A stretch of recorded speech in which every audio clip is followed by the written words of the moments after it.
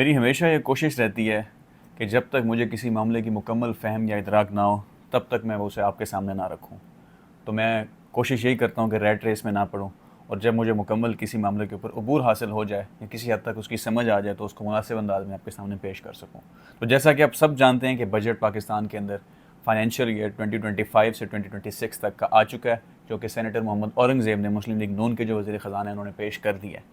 तो उनके जो चीदा चीदा नुकात हैं उससे आम आदमी क्या अखज़ कर सकता है, क्योंकि जो माशी मामला होते हैं वो इंतहाई ज़ख़ीम और पेचीदा होते हैं।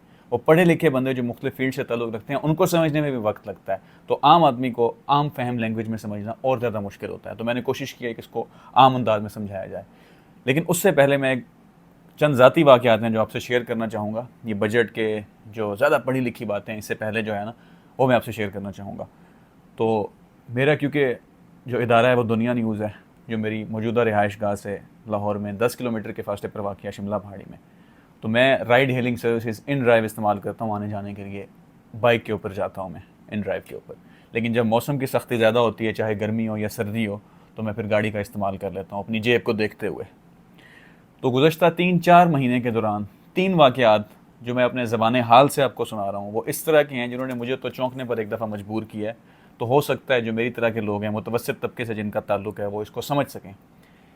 एक दफ़ा ये हुआ कि मैंने वहाँ वापसी पे यहाँ घर आना था, और घर आने से पहले जब मैंने इन ड्राइव ऑर्डर की तो जो बंदा मुझे उठाने आया, ग़ालिबन उनकी 57-58 साल के करीब उम्र थी, और उनका जिस महकमे से ताल्लुक़ था उसका नाम है FBR, और उनका जो ग्रेड था वो था 19।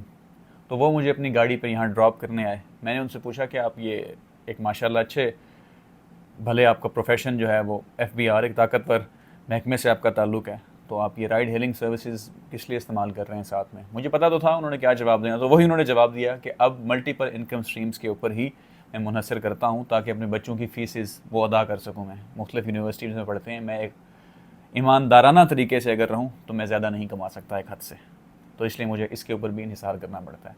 फिर दूसरा, एक तकरीबन मेरी उम्र का 28-29 साल का एक लड़का, वो DGPR के दफ्तर में, जो हमारे दफ्तर के बिल्कुल साथ वाक़िया है, वो मुझे यहाँ ड्रॉप करने आया। होंडा अकॉर्ड उनके पास गाड़ी थी, मुझे अभी तक सही तरह याद है। तो मैंने उनसे भी पूछा कि आपका यहाँ पे बड़ी अच्छी नौकरी है, DGPR के दफ्तर में आप काम करते हैं, महकमा है जो पंजाब का है। तो उसने भी मुझे यही जवाब दिया लड़के ने कि मुझे भी उससे एक से गुजारा नहीं होता तनख्वाह से, तो मैं फिर जो कहीं आना जाना हो तो मैं ये इस्तेमाल कर लेता हूँ साथ में।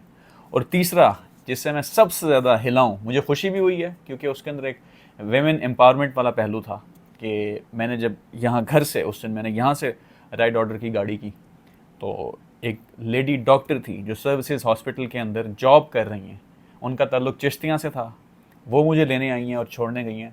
तो मैंने अज़राह तजस्सुस उनसे पूछ लिया कि आप लेडी डॉक्टर हैं, कहाँ काम करती हैं। उन्होंने मुझे बताया कि मैं सर्विसेज हॉस्पिटल में काम करती हूँ, और मैंने बाहर जाने के लिए यहाँ से कुछ टेस्ट देने हैं जिसमें से ग़ालिबन वो USMLE का नाम ले रही थी, तो उस वजह से मैंने पैसे इकट्ठे करने हैं, तो वहाँ से एक जॉब से मैं पूरा नहीं कर सकती, इसलिए मैं ये एक्स्ट्रा जो है ना आने जाने के लिए, या कहीं मैंने ट्रैवल कर रहा हूँ ख़ुद भी, तो मैं इसके ऊपर इन्हिसार करती हूँ। खैर, ये तो वो 3 वाक़यात थे जो ऑन ग्राउंड सिचुएशन है, ये कोई लफ्ज़ी किताबी वो वाली बातें नहीं हैं। अब हम लफ्ज़ी बातों की तरफ आते हैं। तो लफ्ज़ी बातों का हम आगाज़ करेंगे इकनॉमिक सर्वे के मुताबिक। जो मौजूदा साल चल रहा है ना, फ़िस्कल ईयर, बुनियादी तौर पे हर फ़िस्कल ईयर स्टार्ट होता है 1 जुलाई से 30 जून तक। मसलन जो बजट इन्होंने फाइनेंशियल जो हमारे ज़ार हैं औरंगज़ेब साहब, इन्होंने पेश किया है, इन्होंने पेश अब किया, लेकिन ये इम्प्लीमेंट होगा 1 जुलाई 2025 से लेकर 30 जून 2026 तक। तो इसी तरह जो गुज़श्ता साल, जो यानी कि अभी जो मौजूदा साल चल रहा है इकनॉमिक हिसाब से फ़िस्कल ईयर, उसके मुताबिक जो इकनॉमिक सर्वे सामने आया है, उसके अंदर जो फाइंडिंग्स आई हैं, जो पिछले साल बजट पेश किया गया था और उसका अब से फ़र्क क्या है, तो उस सर्वे के मुताबिक जनाब अली जो GDP ग्रोथ रेट है वो 2.68% है, ठीक है। और हुकूमत ने जब पिछले साल बजट पेश किया था औरंगज़ेब साहब ने, तो उन्होंने कहा था कि हम 3.56% के हिसाब से हमारी इकॉनमी ग्रो करेगी। अब GDP ग्रोथ रेट, आसान अल्फाज में आपको समझा देता हूँ कि GDP ग्रोथ रेट बेसिकली ये होता है कि एक मईशत जो इकॉनमी होती है वो किस रफ्तार से आगे बढ़ेगी, तरक्की करेगी, उसका साइज़ फले फूलेगा, ये आम GDP ग्रोथ रेट होती है। बस वो 2.68% है जो मौजूदा है, लेकिन उन्होंने तखमीना 1 साल पहले जब बजट पेश करते हुए लगाया था, वो उन्होंने कहा था कि जी 3.56% होगा, तो वो नहीं हो सका। इसी तरह उन्होंने जो टैक्स का शॉर्टफॉल है, जिन्होंने कहा था कि हम ज़्यादा रेवेन्यू, ज़्यादा टैक्स इकट्ठा करेंगे लोगों से, वो भी पूरा नहीं हो सका। टैक्स का शॉर्टफॉल जो है तकरीबन वो 1100 अरब के करीब है। इन्होंने कहा था कि हम एक सर्टन टैक्स इकट्ठा करेंगे, लेकिन उसके अंदर वो उस लेवल पर नहीं पहुंच सके। इसी तरह कुछ और मिस टारगेट्स हैं गुज़श्ता साल के। वो है जी, सबसे पहला टारगेट ज़राअत का टारगेट ये था कि इन्होंने ज़्यादा से ज़्यादा प्रोडक्शन करनी थी। जो क्रॉप्स हैं उनकी ज़्यादा से ज़्यादा प्रोडक्शन होनी थी। उन क्रॉप्स के अंदर गंदम, कपास और मकई की पैदावार में 13.5% कमी मुतवक्के वाक़या हुई है। उसकी वजह बताई जा रही है कि पानी की कमी, वाटर क्राइसिस था पिछले साल, बारिशें कम हुई जिस वजह से जो है ज़राअत का शोबा ज़्यादा तरक्की नहीं कर सका और 13.5% कमी वाक़या आई उसमें। दूसरे नंबर पे है सनत, इंडस्ट्रियल ग्रोथ, जो उसमें सबसे बड़ी होती है लार्ज स्केल मैन्युफैक्चरिंग इंडस्ट्री, जिसमें कंस्ट्रक्शन सेक्टर है, इस तरह के जो तामीरात वाला महकमा है।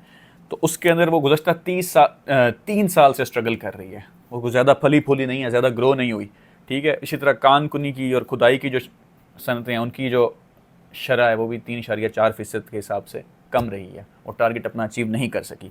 फिर आ जाता है सर्विसेज सेक्टर। ये आपने बहुत सुना होगा अक्सर खबरों में। सर्विसेज सेक्टर्स में क्या आता है कि रिटेल, जो आम दुकानदार है, ठीक है, इसलिए ट्रांसपोर्ट का जो बिज़नेस करते हैं, उसके अलावा जो होल सेलर्स हैं, ये इसका टारगेट जो है वो 4.1% था, लेकिन हासिल नहीं हो सका। वो टारगेट सिर्फ और सिर्फ 2.9% ही अचीव कर सकी हुकूमत, जिन्होंने इकोनॉमिक सर्वे दिया उसके मुताबिक। ये फाइंडिंग्स आपके सामने रख रहा हूँ। इसके बाद उन्होंने कहा जी महंगाई हुकूमती दावों के मुताबिक 60 साल की कम तरीन सतह पर है। मैंने आपको 3 किस्से सुनाए हैं जो हाईली पेड प्रोफेशनल्स हमारे यहाँ समझे जाते हैं उनके, और वो जो राइड हेलिंग सर्विसेज के ऊपर राइड्स की पिक एंड ड्रॉप कर रहे थे। तो अगर हुकूमत के ये दावे दुरुस्त हैं कि 60 साल की कम तरीन सतह पर है, 4.6% महंगाई का रेट है, जो कि 2023 में 29% था और 2024 के अंदर वो 24% था। तो आप बेहतर अंदाज़ा लगा सकते हैं कि महंगाई ऑन ग्राउंड क्या है। मैंने जिस तरह के आपको किस्से सुनाए हैं, आपको भी पता होंगे इस तरह के मजीद किस्से आपके साथ भी आए रोज़ इन्हीं बुनियादों के ऊपर वकूफ़ पज़ीर होते होंगे। फिर आ जाती है जी टैक्स एग्जेम्पशन। कुछ जो तगड़े सेक्टर्स हैं जिनको हमेशा जो हुकूमतें हैं वो एग्जेम्प्ट करती हैं, उनको बरी उज़्ज़िमा इस्तिस्ना दे जाती हैं।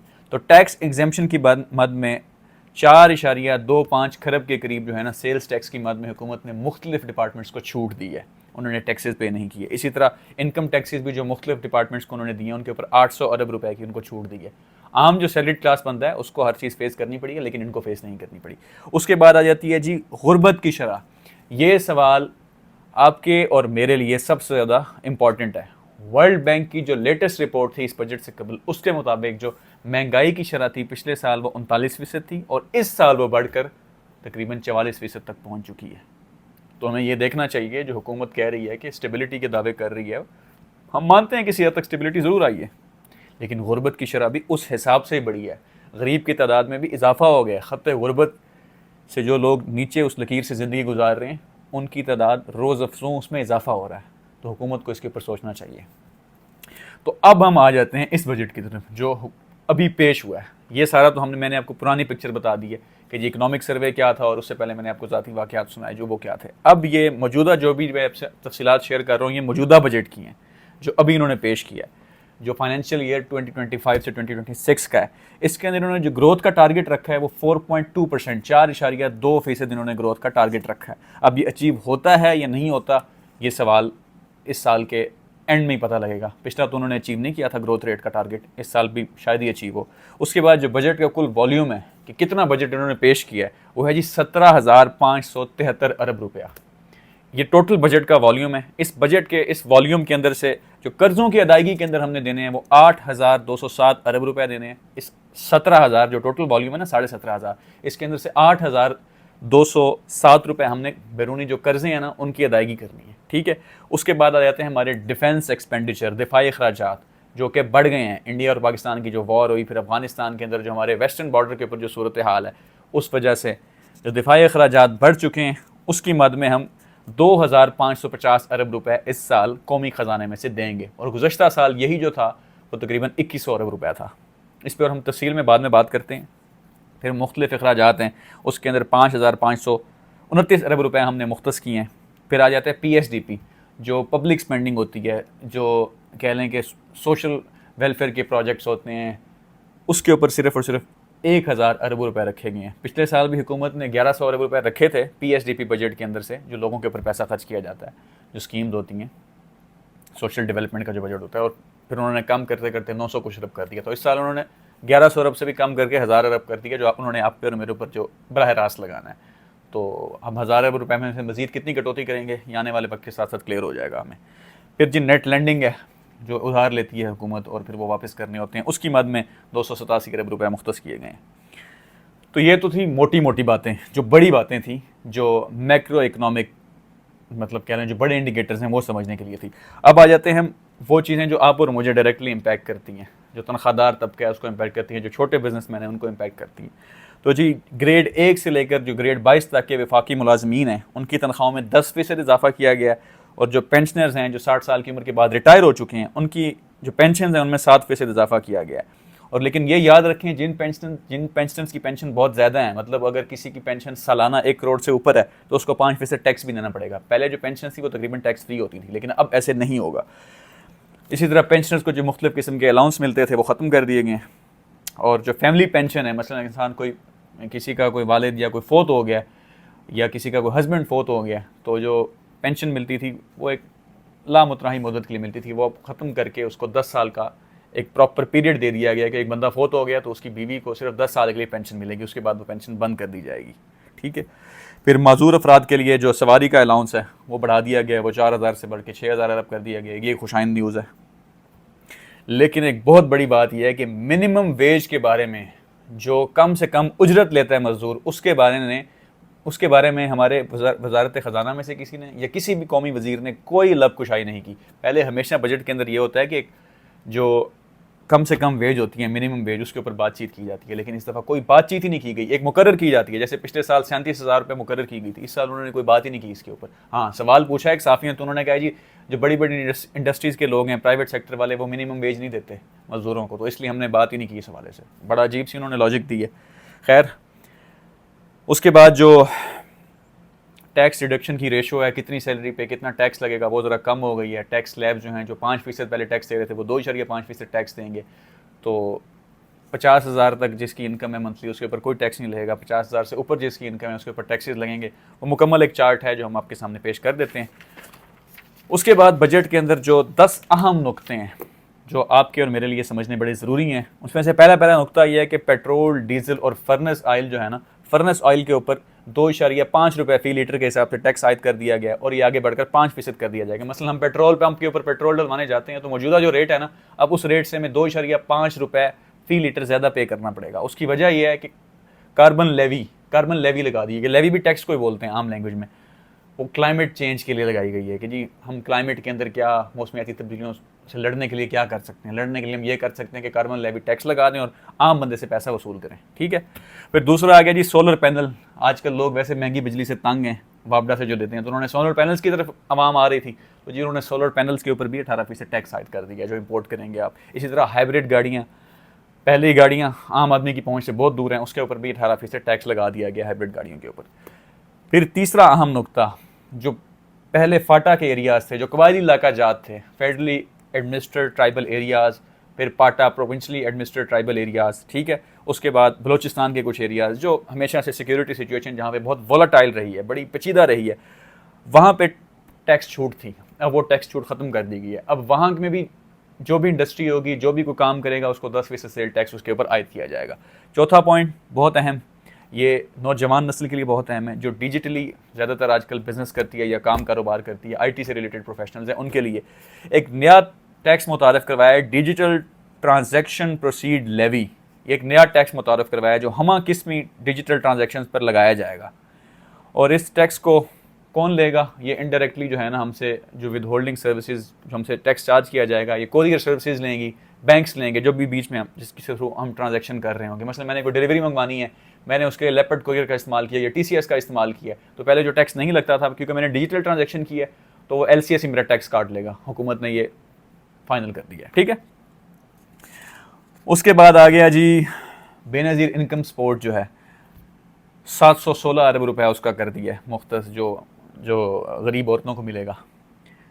जो पहले 592 अरब था, वो अब 716 अरब कर दिया गया बेनज़ीर इनकम सपोर्ट के ऊपर। इंशाल्लाह हम एक तफसीली वीडियो बनाएंगे और मैं किस तरह समझता हूँ कि इस प्रोग्राम को मज़ीद अच्छा बेहतर किया जा सकता है। सिर्फ और सिर्फ आप कैश डिविडेंड्स ना दें, लोगों की तालीम के ऊपर किस तरह ख़र्च करके उनको उनकी ज़िंदगी को इम्प्रूव किया जा सकता है, तो इसके ऊपर हम तफसीली वीडियो बनाएंगे। खैर, छठा यह है कि जायदाद की जो ख़रीद है उस पर टैक्स 4 से 2.5% कर दिया गया, मतलब कम कर दिया गया टैक्स अगर कोई जायदाद खरीदेगा। इसी तरह कमर्शियल प्रॉपर्टी पर फेडरल एक्साइज ड्यूटी लगती थी, जो वफाकी टैक्स लगता था वो 7% था।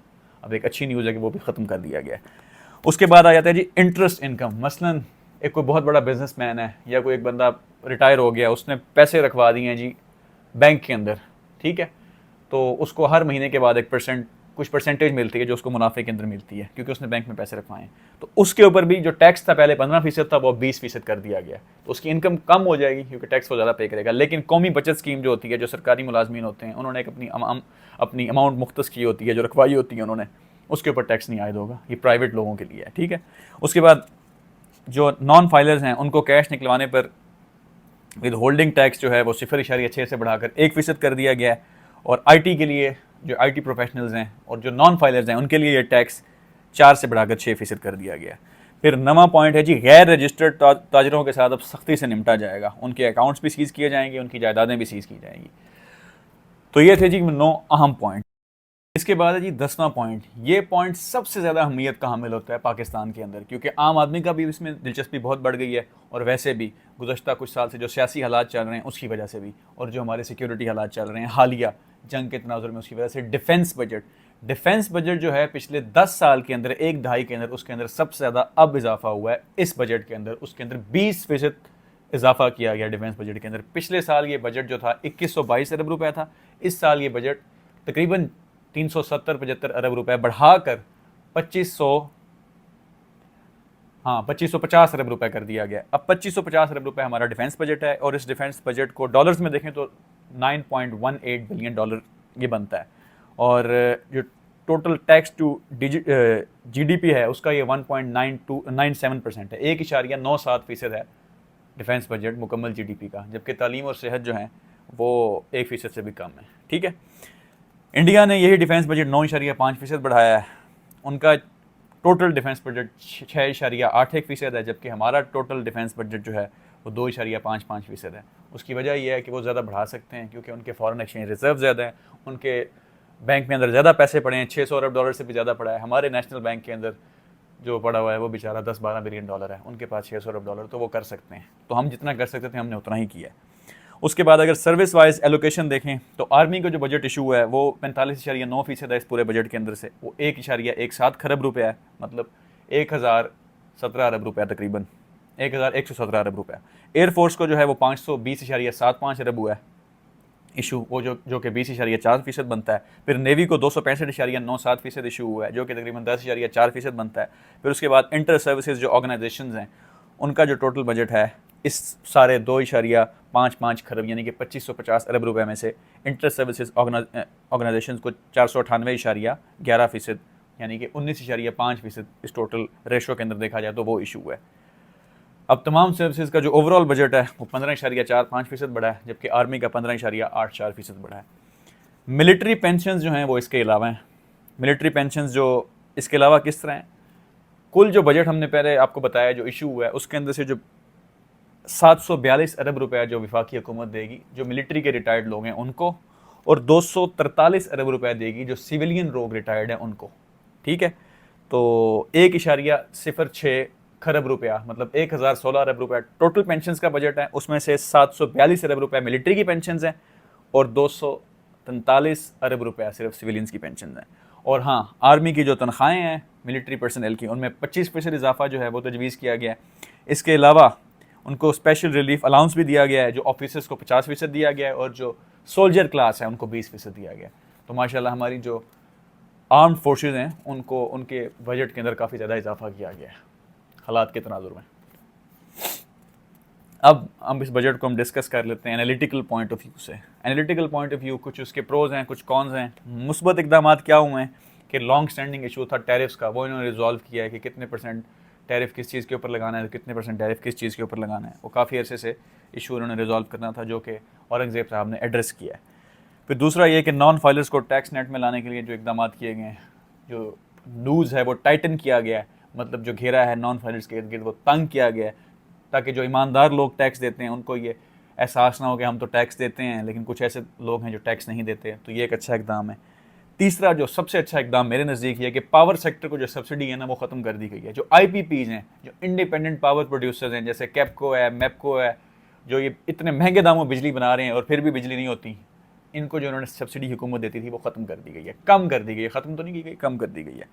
और इसी वजह से इंटरेस्ट रेट क्योंकि कम हुआ है, इंटरेस्ट रेट कम होने की वजह से ही तकरीबन 1 खरब रुपए की बचत हुई है। हुकूमत ने पहले इंटरेस्ट रेट आपको पता है 20% से भी ऊपर था, तो उसको कम करते करते 11 कुछ फीसद के ऊपर हुकूमत क्योंकि ले आई है, तो उसकी वजह से इन्होंने सैलरीज में इजाफा किया है, तनख्वाहदार तबके को रिलीफ दिया है, ठीक है। लेकिन उसके साथ ही साथ हुकूमत ने एक और बहुत तेज़ काम वो ये किया कि रियल इस्टेट सेक्टर जो रिलीफ मांग रहा था, जो बड़े बड़े आपको पता है रियल इस्टेट टाइकून्स होते हैं, जो आजकल पाकिस्तान जैसे एग्रीकल्चरल मुल्क में जगह जगह सोसाइटीज़ बन रही हैं, जिसके पास 10 मरले जगह है, जिसके पास 10 एकड़ जगह है, वो सोसाइटी काट देता है, तो उनको भी हुकूमत ने लगे हाथों टैक्स रिलीफ देने का फ़ायदा किया है इसी अंदर। अब आ जाते हैं जी नेगेटिव पॉइंट्स। नेगेटिव पॉइंट्स इस बजट के ये हैं कि फॉरेन डायरेक्ट इन्वेस्टमेंट के बारे में कुछ नहीं बताया गया कि कौन सा मुल्क, चाइना, अमेरिका या फलाना मुल्क पाकिस्तान में कहाँ कितना किस मकदार में इन्वेस्ट करेगा, वर्क फोर्स कहाँ से आएगी, कौन सी फ़ॉरेन कंपनी यहाँ पे आएगी। हालिया कुछ सालों में तो काफ़ी फ़ॉरेन कंपनीज छोड़ गई हैं, तो हुकूमत ने इस इशू को एड्रेस नहीं किया। दूसरा, कम अज़ कम उजरत के बारे में कुछ नहीं बताया, जैसे कि मैंने आपको पहले ही बताया था कि 37,000 रुपये थी, पिछले बजट में उन्होंने बताया था 2024 में जो इशू हुआ था, तो अभी कम अज़ कम उजरत के बारे में कुछ बताया ही नहीं है। उसकी एक वजह है, उसकी वजह ये है कि जो बड़े बड़े बिजनेस टाइकून्स हैं ना, जो बड़े बड़े जो बैरन्स हैं बिजनेसेस के, बड़े बड़े जो लोग कारोबार करते हैं, वो आम जो लेबर यूनियंस होती हैं उनको जानबूझकर ख़त्म किया गया ताकि इनकी इजारादारी बरकरार रहे और इनसे कोई सवाल ना किया जा सके, और ये हुकूमत के साथ तो हैंड इन ग्लव होते हैं, इकट्ठे होते हैं, तो इस वजह से इसके ऊपर हुकूमत ने बात ही नहीं की।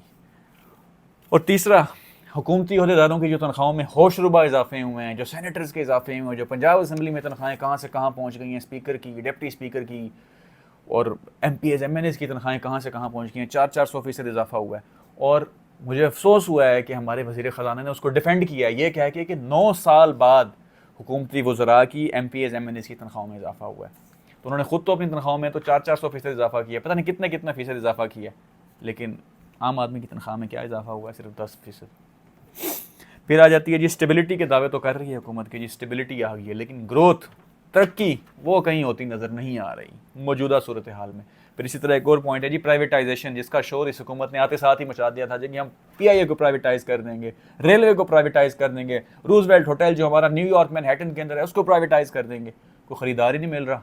इन्होंने 70 अरब रुपए की वो की थी कि जी 70 अरब रुपए की PIA हमसे ले लो। ब्लू वर्ल्ड सिटी, जिनका ये सुनो न्यूज़ भी है, उन्होंने कहा जी हम आपको 10 अरब रुपए देंगे, तो कोई ख़रीदने के अंदर इंटरेस्टेड ही नहीं है। तो खैर ये था सादा अल्फाज में जो हम आपको बजट समझा सकते थे। अब देखते हैं कि इसका इम्पैक्ट कैसे पड़ेगा, कोई आम आदमी के लिए रिलीफ मिलेगा नहीं मिलेगा, इसका जवाब वक्त के साथ साथ हम सबको मिल जाएगा। बहुत शुक्रिया।